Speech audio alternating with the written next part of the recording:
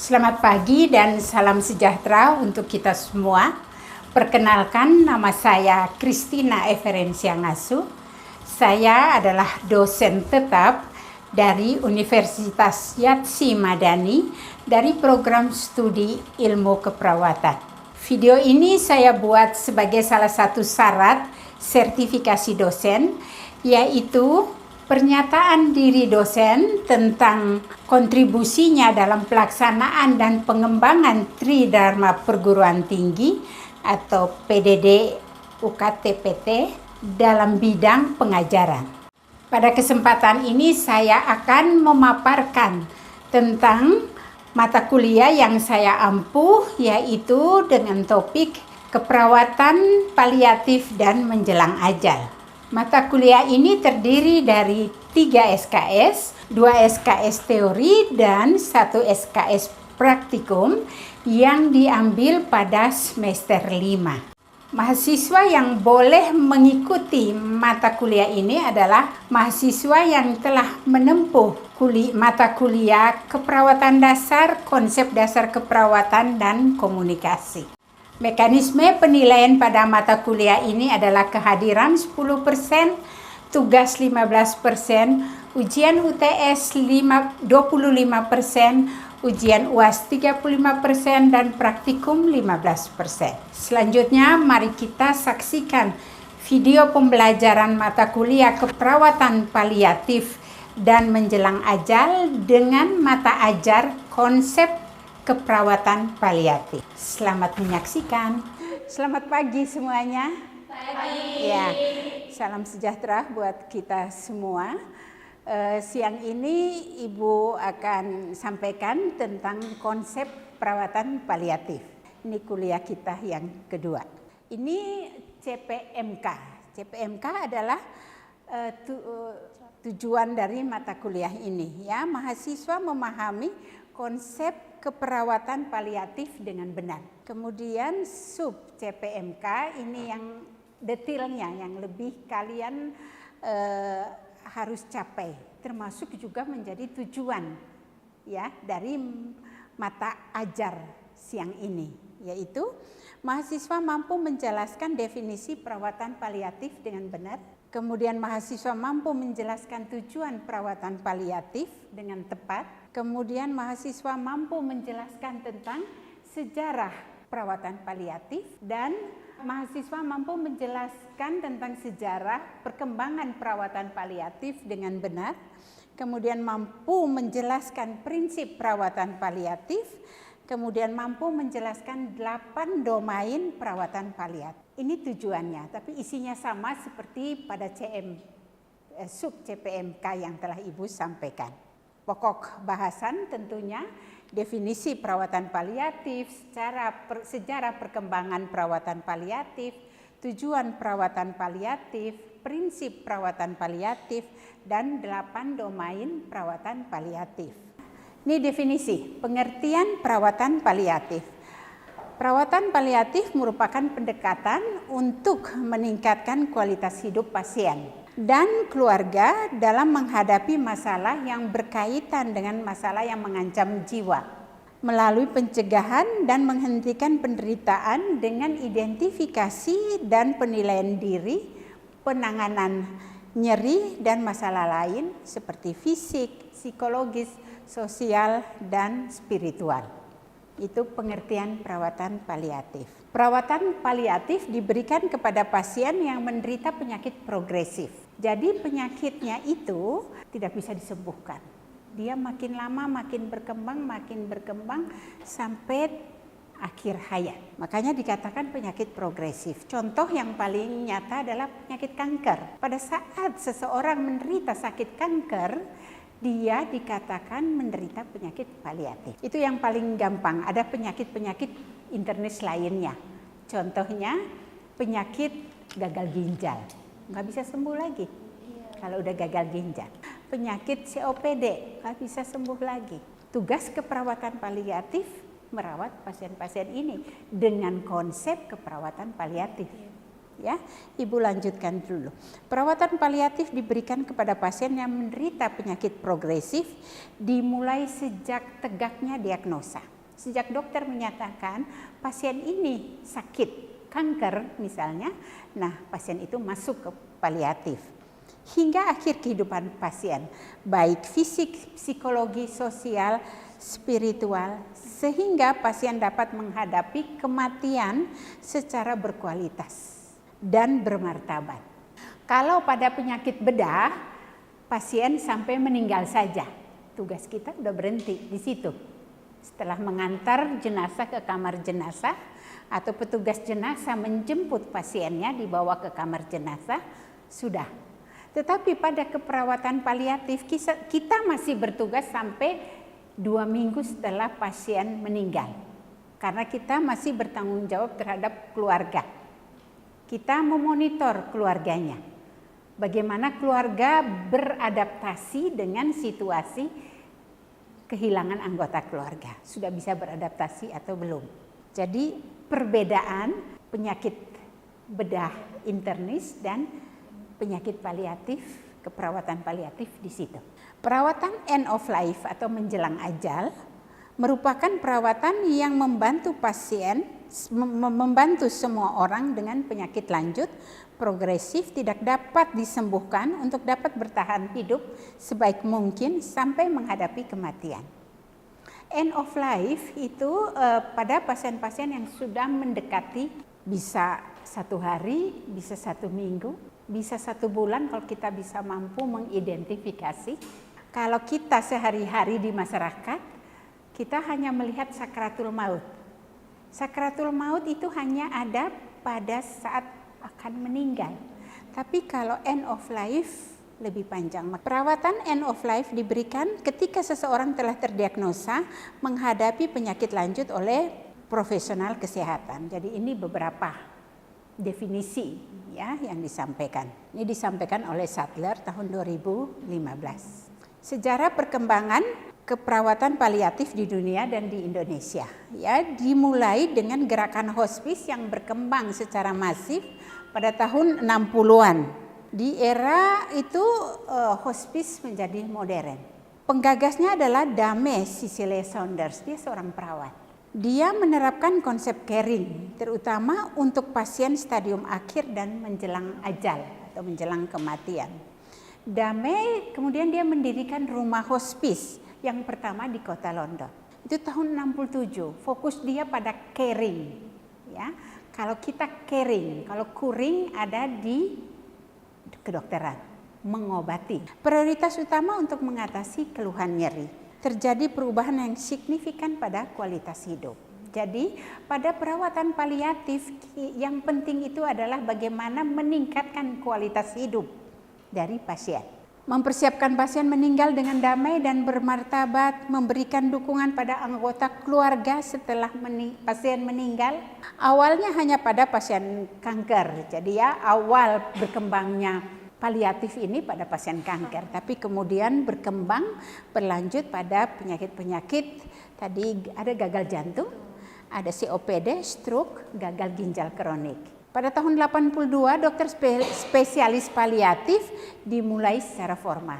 Pada tahun 97, Institute of Medicine merilis laporan berjudul Approach Death, ya, Improving Care at the End of Life. Laporan ini mengidentifikasi adanya gap antara pengetahuan sehubungan dengan perawatan atau asuhan pasien yang sakit serius atau yang dying. National Quality Forum NQF tahun 2012 merilis palliative care dan end of life care. Nah, bagaimana di Indonesia? Perkembangan di Indonesia dimulai sejak berkembangnya kanker. Ya. Kemudian dikeluarlah Permenkes tentang paliatif pada tahun 2007 dan pedoman kanker pada tahun 2013. Di sini pemerintah melihat pasien-pasien kanker itu setelah dia sakit berobat kurang diperhatikan. Mereka kualitas hidupnya tuh kurang diperhatikan. Akhirnya pemerintah mengeluarkanlah ya Permenkes ini supaya memberikan perhatian lebih kepada pasien-pasien kanker, terutama untuk meningkatkan kualitas hidupnya. Kita lanjut ke tujuan perawatan paliatif ya, untuk meningkatkan kualitas hidup dengan cara meringankan nyeri dan penderitaan lain, memberikan dukungan spiritual dan psikososial mulai saat diagnosa ditegakkan sampai akhir kehidupan atau end of life, dan dukungan terhadap keluarga yang kehilangan atau yang berduka. Jadi kita 2 minggu sampai 2 minggu setelah pasien meninggal itu kita masih monitor keluarganya, itu tujuannya untuk memberikan dukungan. Kita lanjut ke prinsip perawatan paliatif ya. Yang pertama, fokus perawatan terhadap kualitas hidup. Kenapa? Nggak bisa sembuh. Jadi kualitas hidupnya aja yang kita perbaiki. Kalaupun dia sakit, jangan cepat tahap yang berat. Jadi pelan-pelan gitu. Dia masih bisa hidup lebih panjang. Berarti kualitas hidupnya lebih baik. Tapi kalau hidupnya cuma pendek, berarti kualitas hidupnya nggak baik gitu. Kita tidak membantu untuk dia tidak cepat masuk ke kondisi yang lebih berat, tahap penyakit yang lebih terminal. Pendekatan secara personal, yang kedua pendekatan secara personal, gunakan komunikasi terapeutik ya, terutama untuk mendiskusikan kondisi pasien di saat fase terminal atau persiapan kematian, di saat akan menyampaikan berita buruk. Ya, nanti belajar bagaimana cara menyampaikan berita buruk kepada pasien, kepada keluarga, dan menanyakan pengalaman masa lalu dan kondisi sekarang. Ya, jadi kita gunakan komunikasi terapeutik itu. Yang ketiga, peduli terhadap seseorang dengan penyakit lanjut, termasuk keluarga atau orang terdekatnya dengan menerapkan perilaku caring, meliputi kepekaan dan simpati. Karena caring merupakan hal yang mendasar dalam pelayanan pasien di keperawatan paliatif. Yang keempat, peduli terhadap otonomi pasien. Hak pasien, tetap haknya ada di pasien. Kita memberikan pengetahuan, kita menjelaskan kondisi pasiennya, penentuan tetap di pasien karena otonomi pasien. Dan pilihan untuk mendapatkan rencana perawatan lanjut, eksplorasi harapan dan keinginan pasien. Kelima, menerapkan komunikasi terbuka terhadap pasien atau keluarga kepada profesional kesehatan. Berikut lingkup kegiatan perawatan paliatif. Pedoman perawatan paliatif berdasarkan National Consensus Project for Quality Palliative Care atau NCP 2013. Pedoman palliative care terdiri dari 8 domain. Ini ke-8 domainnya. Yang pertama, pelayanan struktur dan proses. Itu domain 1. Domain kedua, aspek pelayanan fisik. Domain ketiga, aspek pelayanan psikologi dan psikiatri. Domain 4, aspek pelayanan sosial. Domain 5, aspek pelayanan spiritual, religius, dan keberadaan. Domain 6, aspek pelayanan budaya. Domain 7, pelayanan pada akhir kehidupan. Domain 8, aspek pelayanan etik dan hukum. Kita lihat satu-satu dari aspek pelayanan ini ya. Pelayanan struktur dan proses merupakan cara menyelenggarakan pelatihan dan pendidikan bagi para profesional paliatif dalam memberikan perawatan yang berkesinambung pada pasien dan keluarga. Oleh karena itu, kalian ada kuliahnya, masuk dalam bagian struktur dan proses. Ada dokter spesialis paliatif. Sudah ada perawat spesialis paliatif. Yang kedua, aspek pelayanan fisik. Ya, merupakan cara yang dilakukan untuk mengukur dan mendokumentasikan rasa nyeri dan gejala lain yang muncul, seperti menilai, mengelola gejala dan efek samping yang terjadi pada masalah fisik pada pasien. Jadi pada pasien-pasien paliatif ini nggak hanya nyeri, bisa terjadi mual, muntah, nggak bisa tidur, diare. Nah, ini masuk dalam aspek pelayanan fisik. Nanti topik selanjutnya ada satu topik khusus yang kita bicarakan tentang apa gangguan-gangguan fisik yang ada pada pasien paliatif.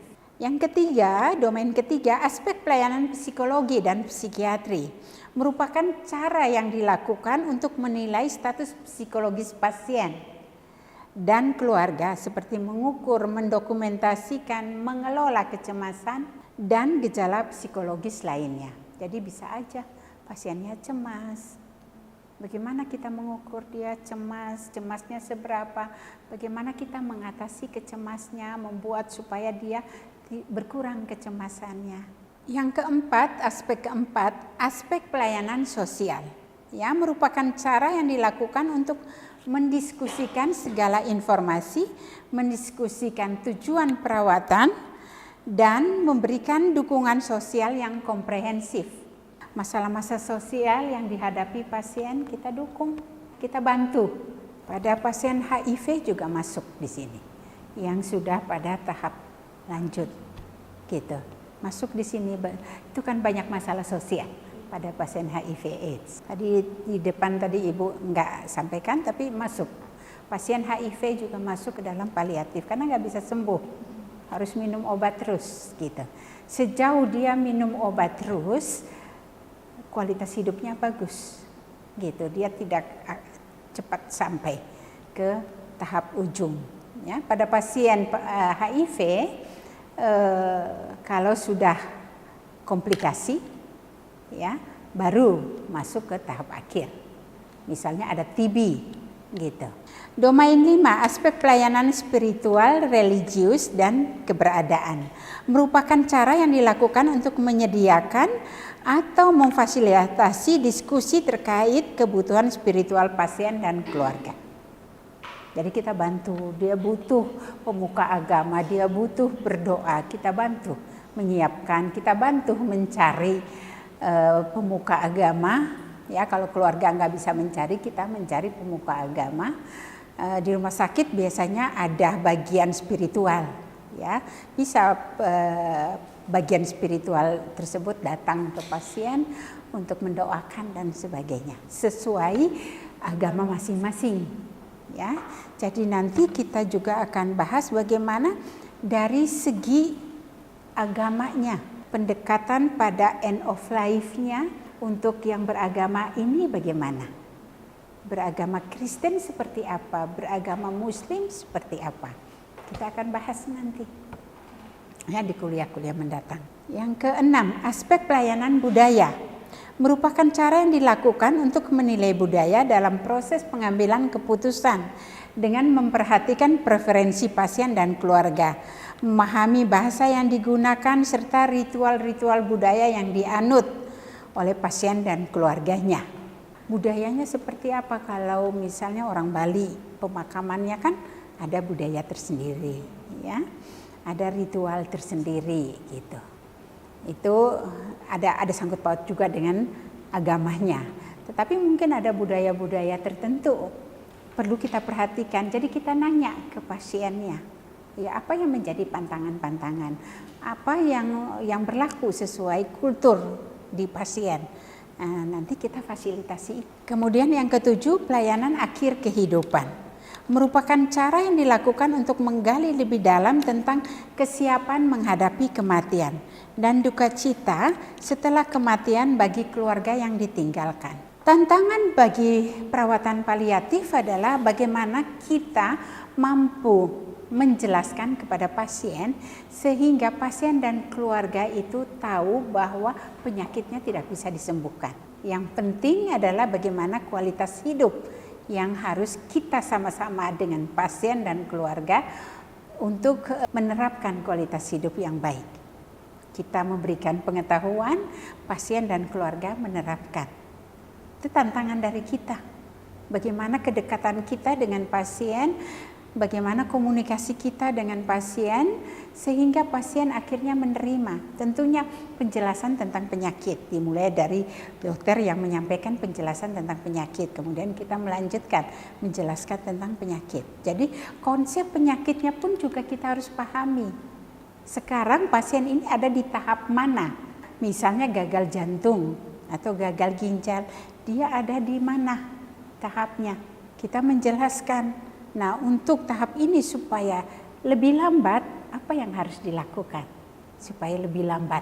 Kalau gagal ginjal, ya cuci darahnya harus teratur, dietnya juga harus dipatuhi, minumnya harus sesuai, sehingga tidak sebelum jadwalnya dia udah datang untuk cuci darah lagi. Misalnya jadwalnya Senin Rabu, ya Senin sama Rabu saja dia datang. Jangan Selasa datang lagi, misalnya seperti itu. Nah, bagaimana itu yang harus dilakukan? Berikut aspek pelayanan etik dan hukum merupakan cara yang dilakukan untuk membuat perencanaan dan memperhatikan preferensi pasien dan keluarga sebagai penerima layanan yang tidak melanggar prinsip etik, norma, dan aturan yang berlaku. Jadi prinsip-prinsip etik tetap kita terapkan pada pasien. Oke, kira-kira itu saja yang bisa Ibu sampaikan untuk konsep pelayanan paliatif. Ya, ada pertanyaan? Siapa mau bertanya? Apa aja silakan bertanya. Siapa mau bertanya? Perkenalkan, nama saya Tiana Zatul Auma dari kelas 2A. Saya izin bertanya, Bu. Kita kan tadi membahas tentang perawatan paliatif. Nah, perawatan paliatif ini seberapa pentingnya sih, Bu, di konsep keperawatan itu, Bu? Konsep keperawatan paliatif ini ya menurut Ibu penting sekali, karena di dalam kalian bekerja di rumah sakit, kalian tidak hanya ketemu pasien penyakit dalam, penyakit bedah, tapi kalian akan ketemu pasien paliatif. Kalian nanti yang akan membedakan sendiri. Kalau penyakit dalam, pendekatan ini. Ya, nanti sepanjang kuliah di semester ini kita akan bahas ini. Jadi konsep secara keseluruhan bagaimana pendekatan-pendekatan itu akan kalian paham. Tapi yang pertama saat ini kalian harus tahu dulu penyakit apa saja sih yang termasuk penyakit paliatif. Yang penting pada penyakit paliatif itu apa? Kualitas hidup. Pahami dulu itu bahwa kualitas hidup yang paling penting. Sehingga kalian akan membuat hidupnya lebih berkualitas dan lebih panjang. Itu pentingnya di situ. Kemanusiaan kita. Ya, kemanusiaan kita di dalam merawat pasien agar dia dengan penyakit yang ada saat ini kualitas hidupnya lebih baik, ya, dan lebih panjang hidupnya. Karena kalau kualitas hidupnya kurang baik, dia akan cepat masuk ke fase terminal. Kalau sudah masuk ke fase terminal, masuk ke end of life. Jadi di situ pentingnya kita itu yang paling utama yang harus kita sadari, bahwa kita merawat pasien paliatif untuk meningkatkan kualitas hidup dan memperpanjang hidupnya. Identifikasi dulu waktu kalian nanti di rumah sakit, ya, identifikasi mana pasien paliatif, mana bukan pasien paliatif. Pendekatan pada pasien paliatif berbeda, komprehensif banget. Walaupun yang lain juga komprehensif, tapi mungkin ini enggak terlalu spiritualitas enggak terlalu, tapi di sini spiritualitasnya penting sekali. Pemahaman dia akan sakitnya dan menerima kondisi sakitnya sehingga memudahkan kita di dalam merawat. Ada lagi yang mau bertanya?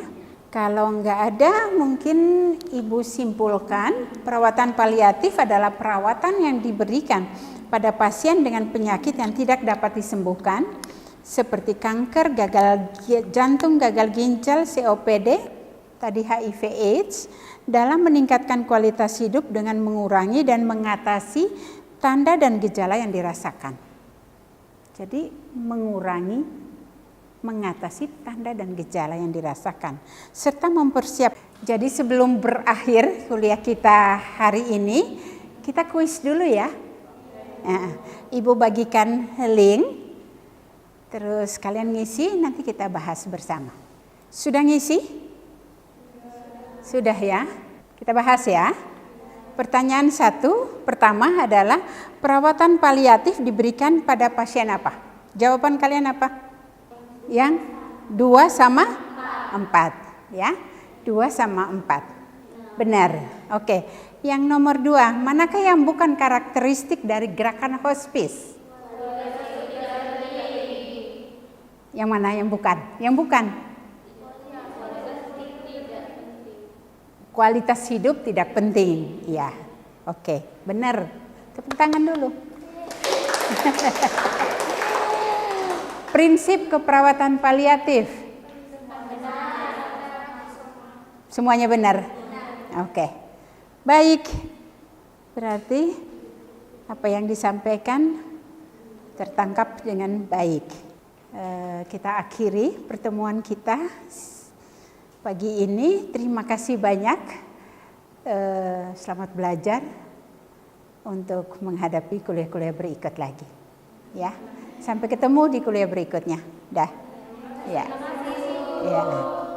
Demikian video pembelajaran ini saya sampaikan. Semoga memberikan manfaat bagi mahasiswa dan kita semua. Saya ucapkan terima kasih banyak. Salam sehat dan selamat berkarya.